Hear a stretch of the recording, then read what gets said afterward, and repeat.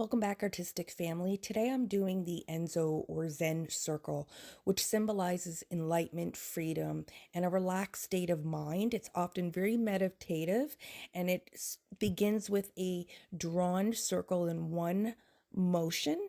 It can be opened or closed, and this process is very relaxing, and it's also a great way to start a warm up for any painting.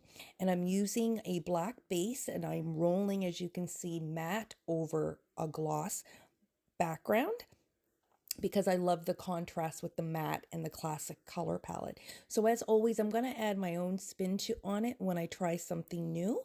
And I'm also going to be adding some texture with this. So let's go ahead and get started.